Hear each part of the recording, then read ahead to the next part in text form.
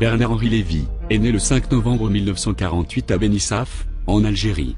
De son vrai nom Bernard Lévy, souvent surnommé BHL, est un romancier, philosophe, essayiste, metteur en scène, acteur, cinéaste, homme d'affaires, éditorialiste, et blabla. Il affectionne tout particulièrement la pâtisserie. De 1995 à 1997, Bernard-Henri Lévy prend les rênes de la Becob, société d'importation de bois précieux africain, l'affaire familiale qu'il co-dirigeait de fait depuis plusieurs années, et dont Guy Carlier était le directeur financier de la fin des années 1970, jusqu'à 1982. La Becob opérait en Côte d'Ivoire, au Gabon, au Cameroun. En mars 1998, Entrevue décide d'envoyer une équipe enquêter sur la Becob, mais leur reportage ne sera jamais publié, BHL étant intervenu directement auprès d'Arnaud Lagardère, propriétaire du journal, pour faire passer le reportage à la trappe. En juin 2000, une ONG britannique enquête sur l'impact environnemental de la Société de la Haute-Monda, qui a repris une concession gabonaise exploitée, avant, par la Becob. Ce faisant, l'ONG met en évidence les conditions de semi-esclavagisme dans lesquelles travaillent les employés. Mais ce point de détail n'est pas de nature à ébranler le déroutant philosophe, qui proclame avec vigueur ses véritables valeurs.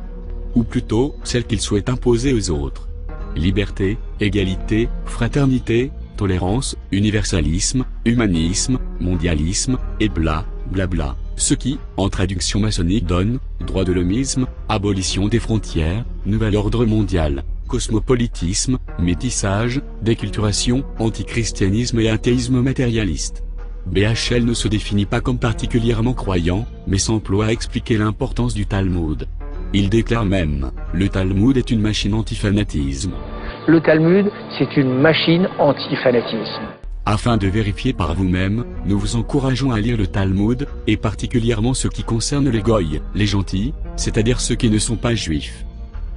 Un personnage aussi talentueux que Bernard-Henri Lévy est évidemment jalousé par beaucoup de gens. Des esprits mal intentionnés colportent la rumeur selon laquelle BHL serait l'agent d'une puissance étrangère. Chose totalement inimaginable et absurde, évidemment. Mais le plus tenace et sans conteste, Dieudonné Mbala. Lors d'un meeting odieusement antisémite appelé spectacle, il a osé déclarer: Quand tu entends BHL, tu te dis que si lui, il est philosophe, peut-être que les chambres à gaz n'ont pas existé. Ne rigolez pas. C'est très grave. C'est bien la preuve irréfutable que la bête immonde est toujours féconde, et que la vigilance doit toujours être de mise. Mais la grandeur d'âme de BHL passe outre les ignobles provocations haineuses. Sa plus grande qualité est l'amitié à toute épreuve qu'il a pour ses proches. Quoi qu'il arrive, ceux-ci peuvent compter sur Bernard pour prendre leur défense. Il y a des gens que Roman Polanski a enchanté toute leur vie. Des spectateurs, des gens qu'il a fait rêver, des gens qu'il a fait réfléchir, des gens à qui il a révélé un pan de l'histoire du XXe siècle avec le pianiste. Ces gens-là, ils sont indignés. Ces gens-là, ils veulent qu'on libère Polanski. Bernard-Henri Lévy, cet homme qui dort en prison au moins jusqu'à vendredi, est votre ami depuis 25 ans, 7 chefs d'accusation. Au fond de vous-même, est-ce que vous doutez ? Parce que je doute de quoi? Attendez, vous vous foutez de ma gueule. Je doute de quoi? Vous croyez que je pense une seconde que j'aurais été ami si je croyais une seconde que Strauss-Kahn était un violeur compulsif, un homme de Néandertal, un type qui se conduit comme un prédateur sexuel? BHL est très attaché à la présomption d'innocence. Je vous signale qu'il y a quand même un principe, on ne va pas le répéter pour la millième fois, on n'arrête pas d'entendre ça, qui s'appelle la présomption d'innocence. On ne sait pas ce qu'il a fait. Mais surtout pour ses amis. Un philosophe appelé à la barre des témoins dans une affaire de meurtre. Bernard-Henri Lévy s'est déplacé à la demande d'un avocat de la famille de la victime. Dans une chronique, l'écrivain s'est ému du sort tragique réservé à Chaïb Zéaf, d'origine algérienne. Ce procès, il en est sûr, est celui du racisme.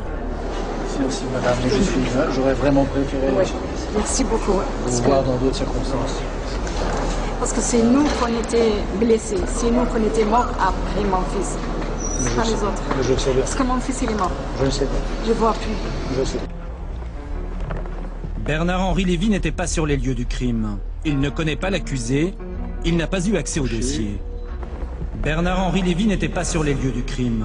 Il ne connaît pas l'accusé, il n'a pas eu accès au dossier. Il ne connaît pas l'accusé, il n'a pas eu accès au dossier. Bonjour. Bonjour, Vous allez nous donner votre nom et votre prénom. Alors, je m'appelle Bernard-Henri Lévy. Votre date de naissance? Mais du racisme, il a fait, dit-il, un de ses grands sujets de réflexion. Je suis écrivain et j'habite boulevard Saint-Germain à Paris. Bien. Il est rare qu'un raciste dise « j'ai commis un acte par racisme ».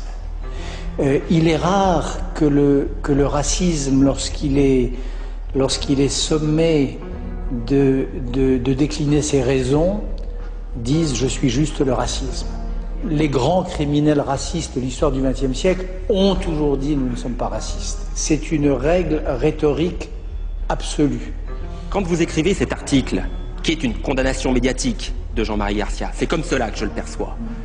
Avez-vous pris contact avec la défense pour avoir un autre son de cloche? Est-ce que vous avez fait un travail de journaliste, à charge et à décharge, pour savoir véritablement quelle était l'opinion de l'autre partie? Jean-Marie Garcia a un avocat, il a le droit de se défendre. Vous ne lui avez pas donné la parole. Eh bien, vous l'avez prise depuis et c'est la moindre des choses, c'est à l'honneur des institutions judiciaires d'une démocratie. C'est à l'honneur. Et la présomption d'innocence, qu'en faites-vous? Bernard-Henri Lévy. Escroc, pantin, illuminé ou grand philosophe des temps modernes? À vous de juger. À la prochaine, dans Faites entrer l'entièreté.